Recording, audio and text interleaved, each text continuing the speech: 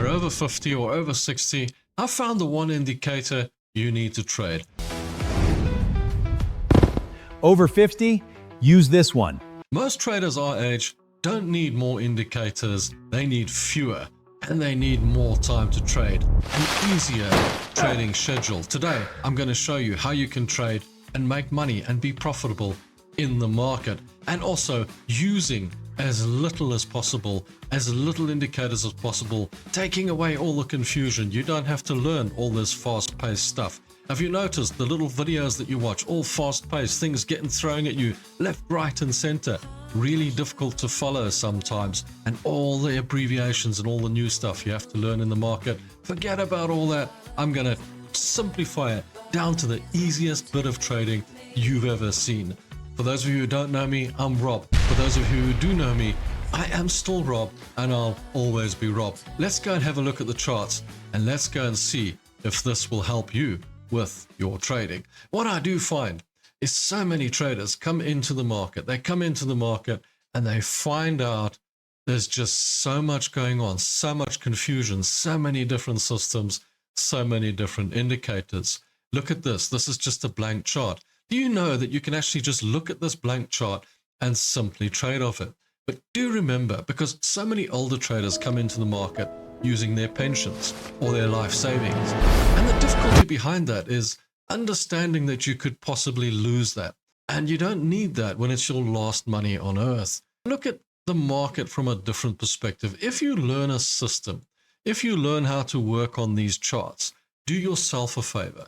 Practice on a demo first, and then go and practice maybe on a prop firm or a funded trading account before you get your real money into the market, particularly on leverage trading.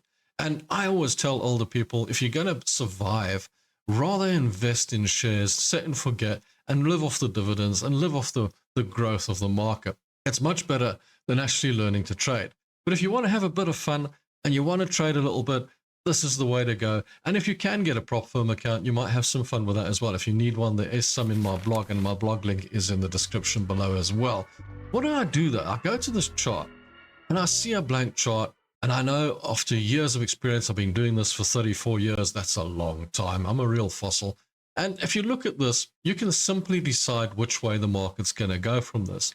But to make it that much better, take it to the day chart. Now you're on the day chart, and this is a trade that I'm looking to take. So I'm looking to buy the euro US dollar, and you're going to see why in a moment. And it's really, really complicated. So follow closely. This is so complicated. Yeah, right. Take it to the line chart. First thing you got to do, take it to the line chart. I actually stopped showing people this. I was going through the steps rather shortcutish. I was taking shortcuts and just drawing the lines on the candles and just putting stuff in, and you guys sort of didn't see how to do it properly. So now I've actually put this line chart scenario in so you guys can actually see it. If I'm waffling, guys, please understand I'm older and it is the way I am, and that's how my videos are. We tend to waffle a lot. There we go. We're not the youngsters that we were talking about earlier. There's a resistance on the day chart. Why is that a resistance? What you've got to look at is it's an area of interest. What's an area of interest? It's an area where the institutional money, the pros, always sell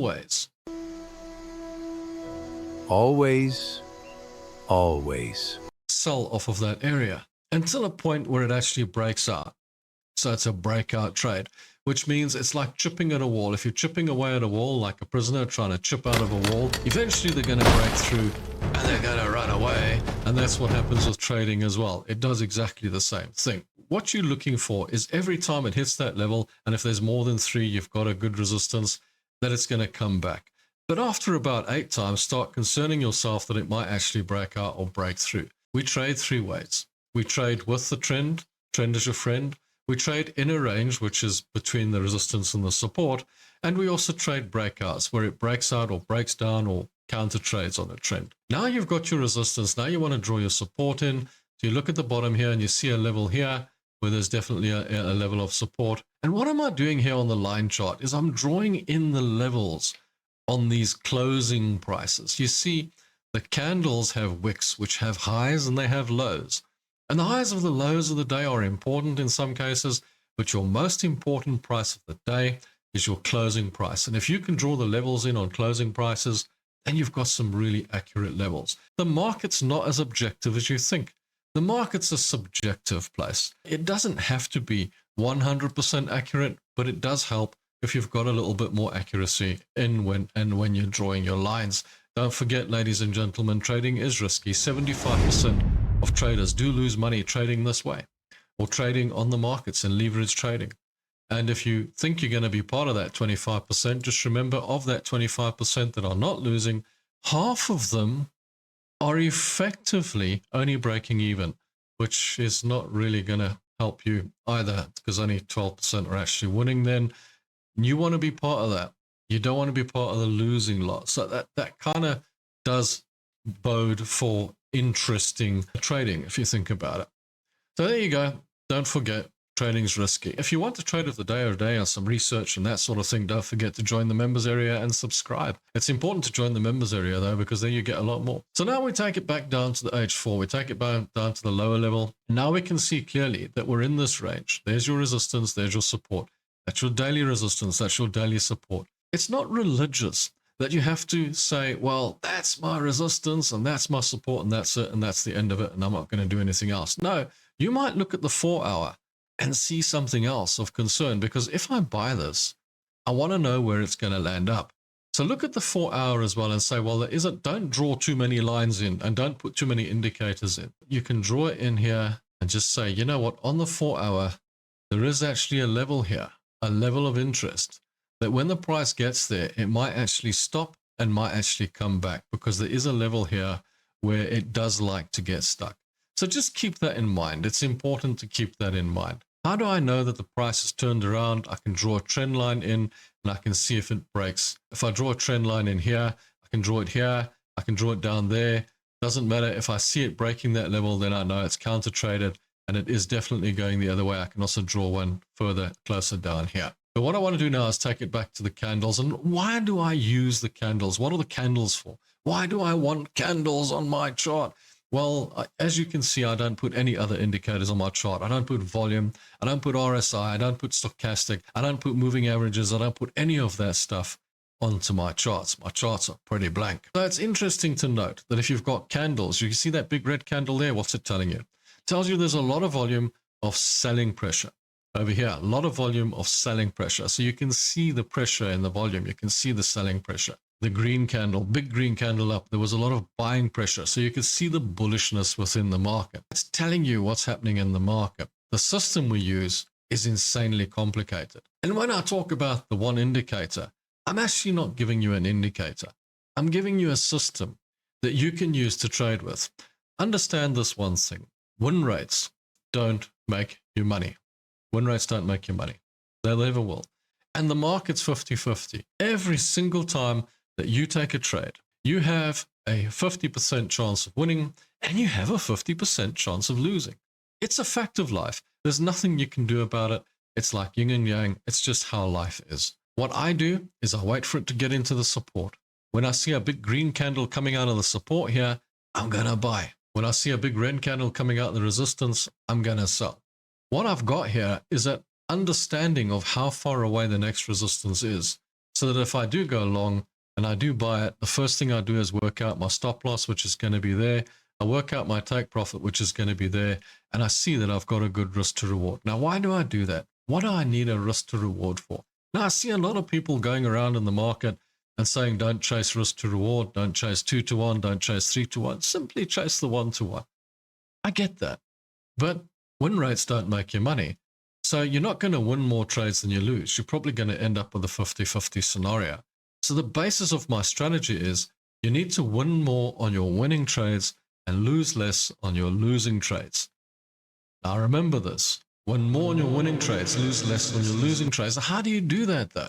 First thing you've got to do is keep the risk the same on every single trade. So if you take this trade and you say, I'm going to risk $500 on every trade, $500 is it. Then you take it and you say, that's where I want my risk. So if I put my risk there, how much money can I make if I put my take profit up there? Oh yes, it's much more than I'm losing, so I'm happy with that. Doesn't have to be 2-to-1, 4-to-1 or anything like that. Doesn't even have to be 1-to-1. It just has to be more than what you're risking. If you're risking 500, you want to be making more than 500. Now you know the size of your trade. You look at the lot size. Oh, I need 0.68 of lots to make this trade work. Now you know the size of your trade. Now you're in your trade, and all your trades are the same size because you've got to risk the same amount on every trade. Otherwise, you won't know how much you're winning and you won't know how much you're losing. That's really, really important in your trading.